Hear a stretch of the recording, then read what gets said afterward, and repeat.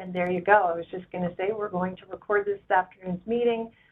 So again, good afternoon, everyone. This is Connie Burke from OASAS. I'm joined on the screen by Debbie Davis, who is our Associate Commissioner for the Division of Fiscal Administration here at OASAS. And we also have Joanne Moore from DOH, in case you want to say hi, Joanne.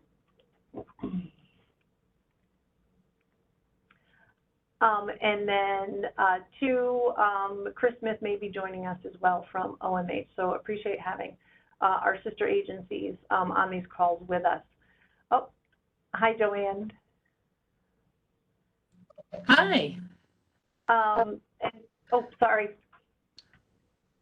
Welcome. Thank you. So in terms of this call this afternoon, this is our monthly check-in, our community check-in on opioid settlement fund work that we have underway. As folks may well be aware, we continue to work on our 2023 fiscal year appropriations, and actually OASAS is very excited to present a summary of that work to date today and announce our soon forthcoming webpage that we're going to make available on the OASAS site that provides detailed information about the work we're doing on opioid settlement. As always, there will be opportunity for folks to talk about or to ask questions of the state agencies with regard to this work. And I just want to welcome Chris Smith, who just joined us. Good afternoon. Happy to have you. So one thing I'll start off with just in terms of work to date, please note that we currently have 3 RFAs that are active. We have the non-medical transportation RFA currently posted. We also have our prevention, education, and engagement RFA, and we also have a second round in terms of the OASAS outpatient integration effort that we have underway. So 3 RFAs that are currently posted. Any questions with regard to those we cannot answer at this time. We are in a blackout period. However, there is a question and answer that is part of our standard process when it comes to procurements, and so folks can submit their questions with regard to those RFAs as part of that process. So Joanne, do you want any announcements, any information that you wanted to share before we pivot to the OASAS webpage? No, I have no announcements today outside of what everybody already knows, but hopefully next meeting I'll have some good news to share. Okay, terrific. All right, so as I said, we have developed a web page in order to share information with folks, with the general public even, and I'm going to go ahead and share my screen, and hopefully this will work for me. So what you see is an addition to the Opioid Settlement Fund webpage on the OASAS site, and this is our mocked up version, so we're looking to go live, of course, the day we actually go live. If not today, hopefully tomorrow, we'll have the current date. But we are making available information, and this is something that, you know, in terms of our transparency and making dollars available, you know, remembering that these are dollars we're going to get for a number of years, you know, getting organized around each year's appropriations and how we're using it. We know that we'll be making this information available ongoingly, right, for years to come. So we've built out the site with the ability to be able to search on topics so that even once we're a few years in, if people want to retrospectively look at what we've invested in or understand an RFA effort, they'll be able to go to our webpage to do that. So what you see in this first table is actually the 10 the 10 high priority areas identified by the board, and the fiscal year 2023 allocations for each of those high priority areas.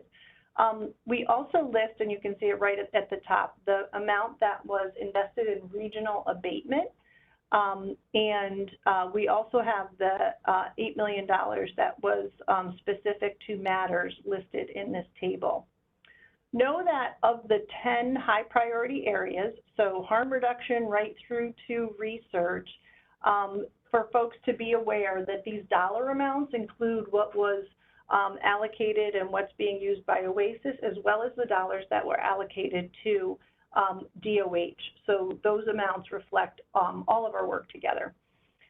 And then in the third column where it says funds made available via procurement, this column shows you what amounts we've made available to date. So these are dollars that OASAS has made available, whether to DOH for their efforts or through any of the procurements that we have posted.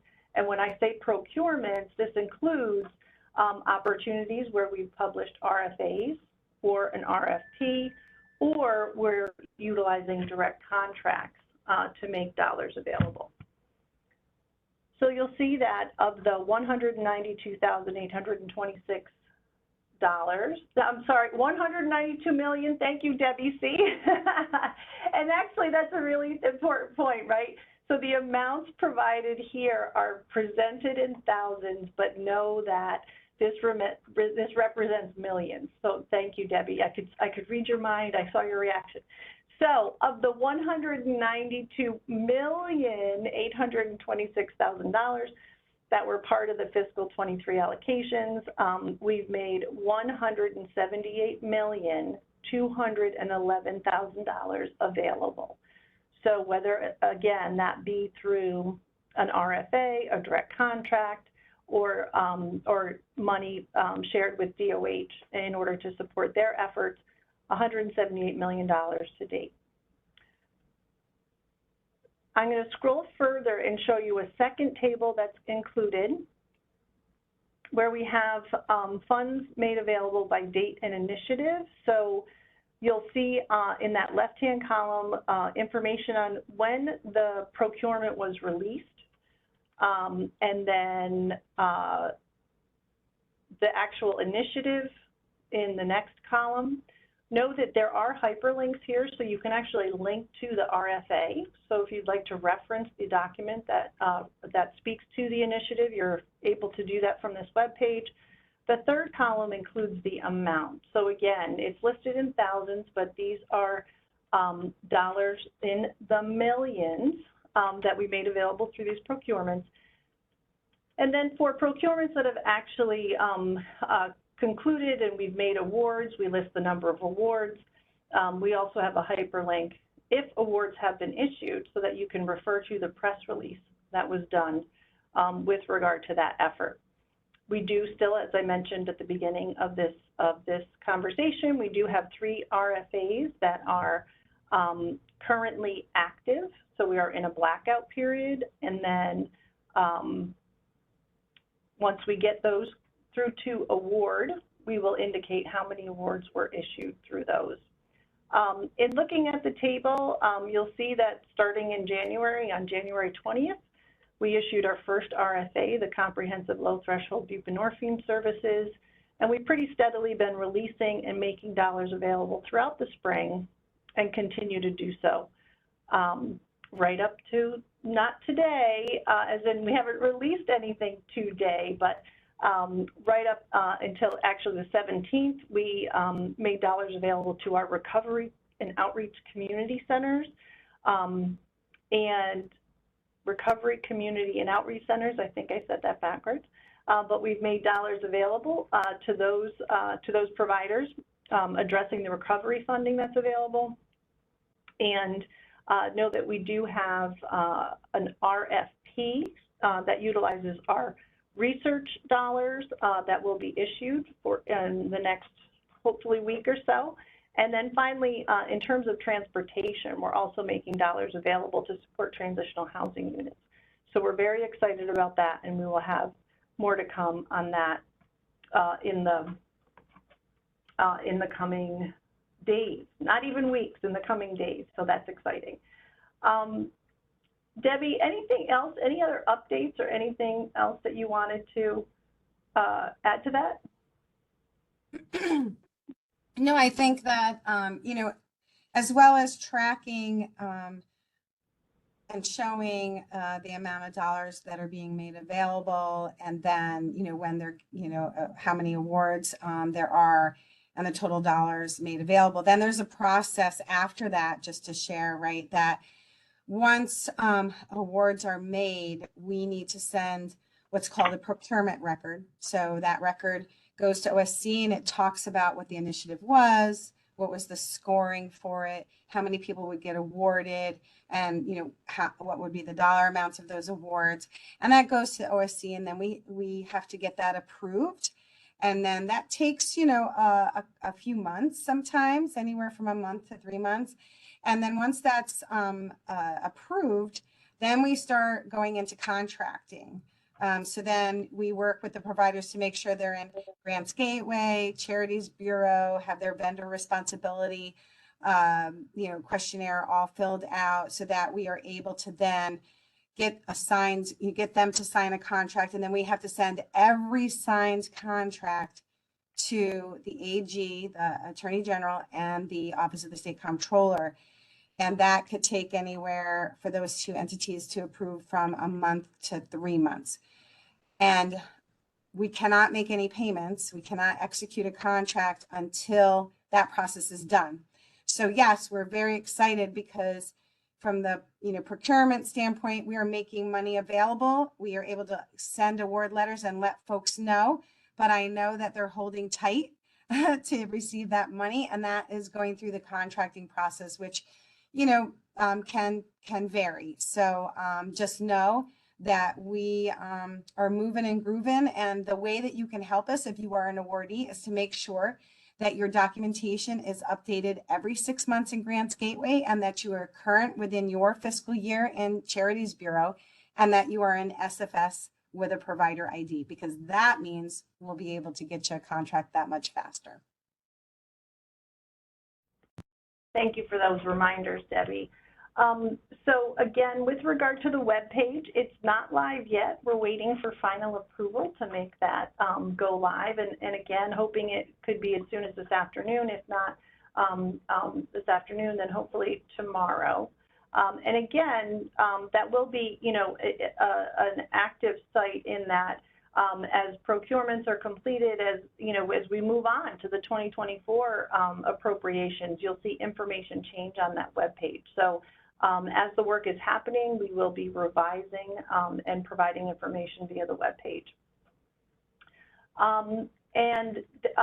I know that there was a question with regard to whether contracts will be listed. So for a number of the efforts, even where we've done direct contracts, our press releases describe and include information on the providers who were awarded and the amounts that they were given through any given initiative or RFA process.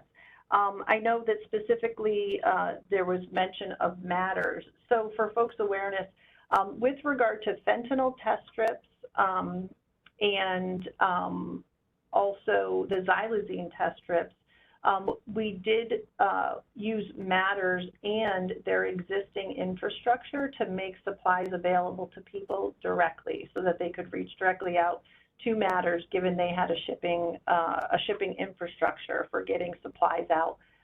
So those dollars that, although it appears that they went to matters, the fentanyl and xylazine test strip dollars are to pay for the actual supplies and making additional supplies available to folks.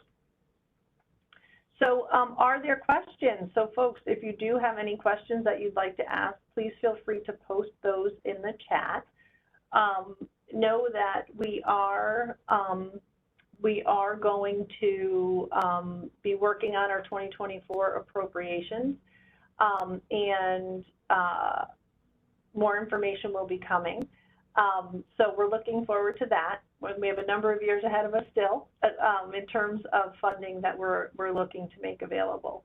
I appreciate Janet making a comment with regard to making the supplies available, and that folks are accessing and utilizing that mechanism to get supplies out to people so that they can test their substances. Connie, I did want to also address the question about will all contracts be listed here, even if there were dollars released, not. Also know that contracts will be posted in open book. I'm not sure how long it takes for that to happen, but you'll see the contract number and the amount and the awardee just officially there as well. Thanks, Debbie. I didn't realize that. So we have other opportunities. That's the benefit of the state, right? We have mechanisms in place for making information available so that we can maintain transparency. So there's a question or a comment in one. So there's a comment with regard to the prevention, education, and engagement. Again, because this is an active RFA and we are in a blackout period, we cannot answer questions or comment. I do see the comment that was provided, and we will take that back. Any other questions that folks have?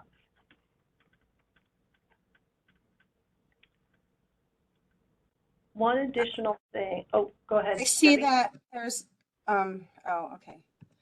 Just for clarification, you know, as we're talking about the contracting process, we have meetings with the LGUs to discuss the regional abatement funds, as well as, you know, the 5 large cities and the other litigating entities, basically the money that was specifically identified to go to local subdivisions. And we have meetings with them regarding how we move the money through. That money was already, you know, if you fill out your planned use of funds form, and then it is reviewed and approved by us, we send you those monies. So there's not a contractual relationship there. Your obligation is to report back to us through the mechanisms. And we just had a call on that last week. So that's all on the web as well under the regional abatement section. So another point that I remembered listening to you talk, Debbie.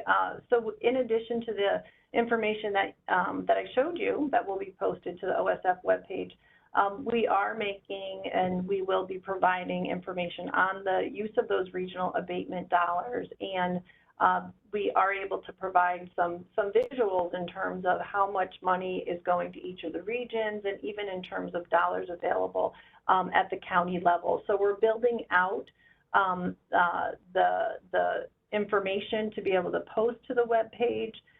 Again, this is a requirement, right? I mean, in terms of the statute and the settlement, we are required to report out on the use of opioid settlement funds. There is a charge for a dashboard as a mechanism for making information available. So we're building those tools now, and you'll see more coming from the agency in terms of information on all of the use of funds. So that pertains to our dollars that we made available through the procurement processes, as well as regional abatement, as well as even funding that was made available to counties through the AG's office.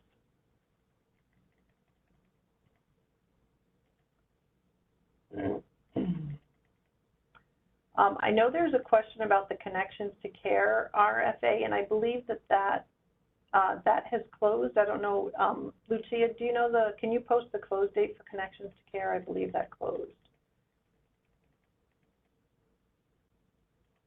It is closed. I'll find the date. Okay. So a question with regard to open book. So contracts need to actually be executed, as I understand it, Debbie, in order for those to be listed in open book.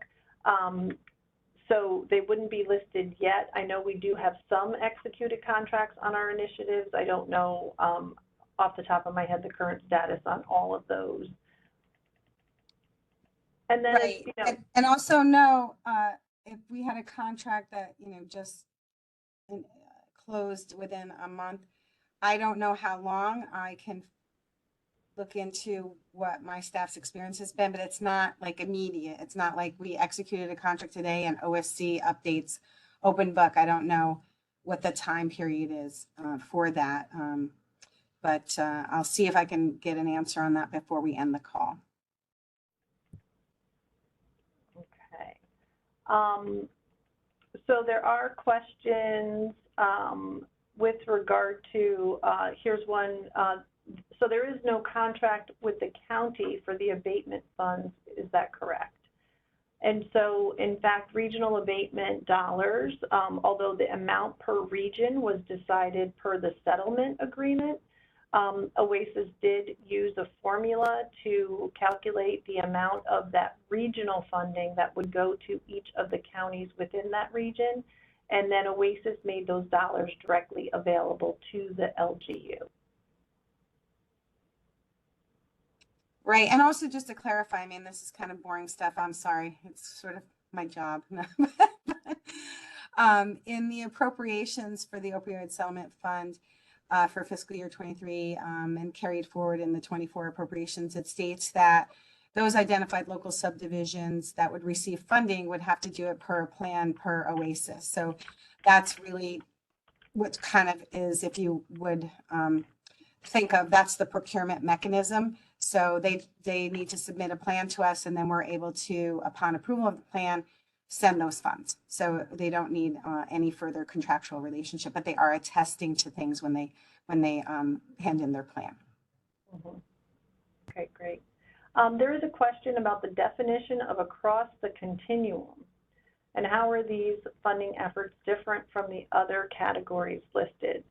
And so with regard to definitions around the high priority areas and the categories that we're using, there is information that you can reference in the board's report, which is available through the OASAS OSF webpage. I believe that Lucia is providing some information to folks directly on that. And then, basically across the continuum, I don't want to speak incorrectly on this. I think that when we talk about our continuum within OASAS, we're talking about prevention, treatment, harm reduction, and recovery. I think that if you're looking and talking about, an individual's needs as a whole person and looking at their health, that would obviously include, medical as well as mental health, physical health, addiction disorder. So it would be, much more broad. But I would ask that you refer to the board report. Yeah, and I would just add to that specifically when you open up the report, in the early pages, it talks about the high priority areas and the funding priorities that were assigned. And then it refers you to the appendix. And then within the appendix under each priority area, it shows what the board had recommended related to that priority area. Great. And then there was a question with regard to the Connections to Care RFA, which is currently closed. Will there be opportunities like this in the future? As I said, we are just now being made, the 2024 dollars are made available to us, and we are, looking, executing next steps in terms of making those dollars available and how they'll be used. So stay tuned for additional opportunities. Thank you, Lucia, who posted some information in terms of, she posted the links to the report, as well as for the actual initiatives that are posted to the OASAS site. Any other questions that folks have? So the 129, so we do have time to answer others if there are any others.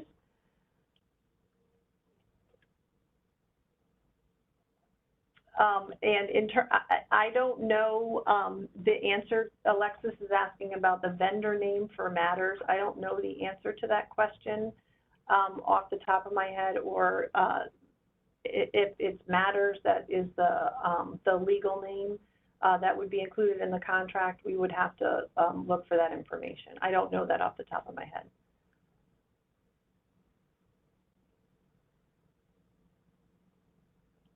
So another question with regard to initiatives for settlement funds to be used towards affordable treatment, access to affordable treatment.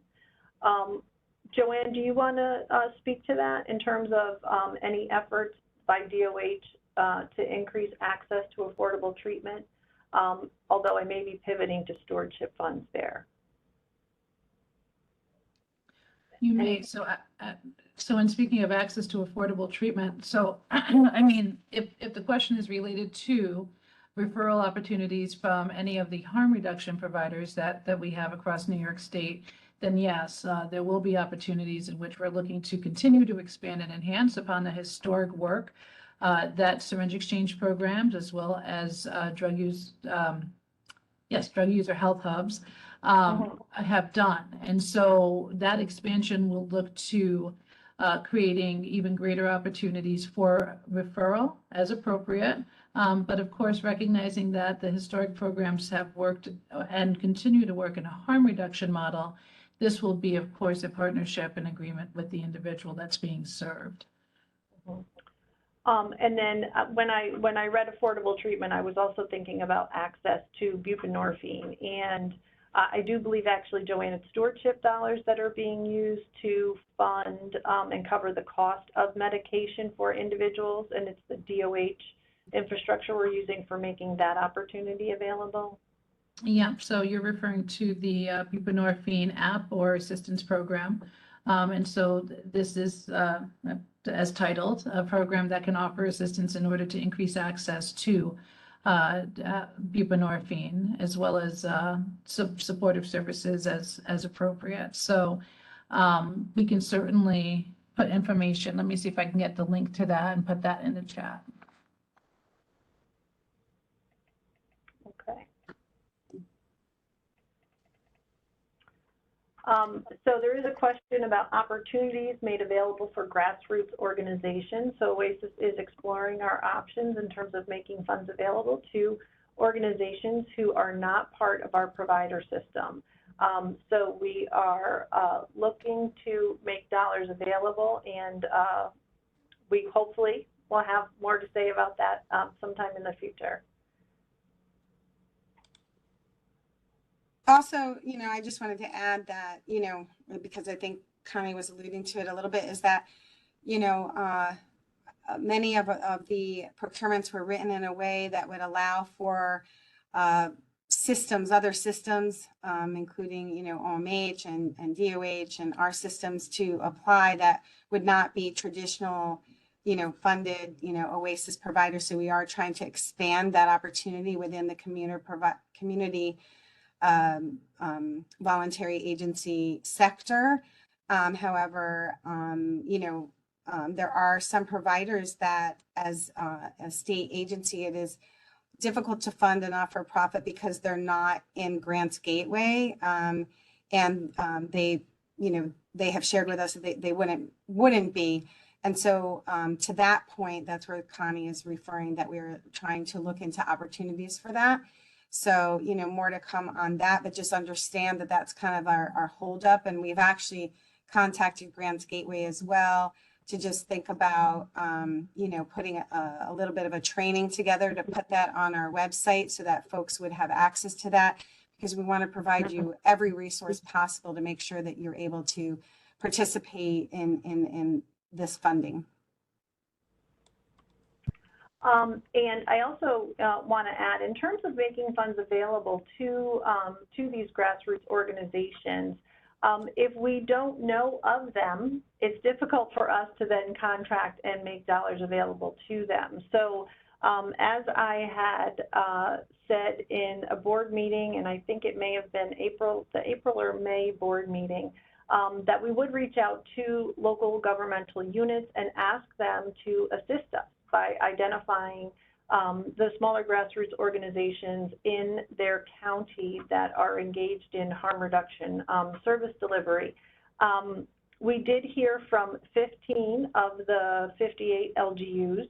I did make another request of them in our monthly regional abatement meeting last week in terms of providing us with that information so that we know who and how many of these providers exist in New York State and how we can connect with them in order to make dollars available. So asking people to recognize the fact that this is a process, that this is not information that OASAS would readily have available, and we really are reliant on the LGUs and others within the state to help us identify those organizations. So we have pursued that, we continue to pursue, and hopefully, again, working in collaboration with the counties, we'll be able to identify those organizations and we'll have a mechanism in place for being able to provide them with some funding. I wanted to address an earlier question. It appears that our contracts are actually appearing in open book a little bit faster than, which is great, but within, let's say 15 to 30 days of contract execution, they're showing up in open book. And the official name is for the matters is University Emergency Medical Services, Inc. Oh, thanks, Debbie. Nice. All right. Other comments or questions? I am noting the comments that folks are providing in the chat. So appreciate Dr. Poland's comment. Also appreciate the information or the suggestions around a public campaign to identify grassroots organizations. We'll certainly take that suggestion back.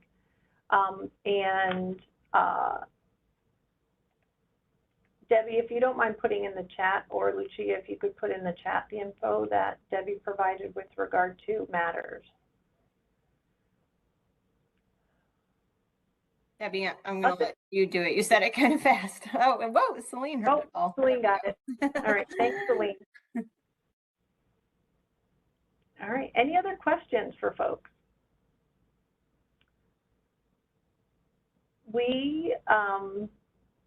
We will be here again next month to discuss, and I'm sure we'll have some additional updates for everyone with regard to our use of funds. I look forward to being able to post our webpage live so people have access to the large amount of information that we have available with regard to the use of the 2023 appropriations.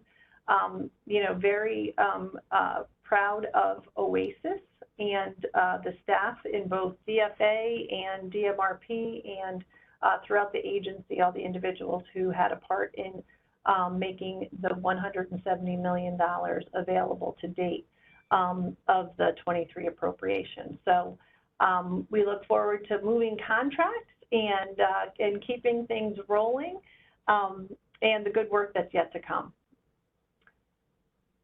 So I thank everybody for joining us this afternoon, and I hope you enjoy another 4 weeks of summer, hopefully some sunshine and warm, lovely days for us, and we will talk to you again next month. Take care, everybody.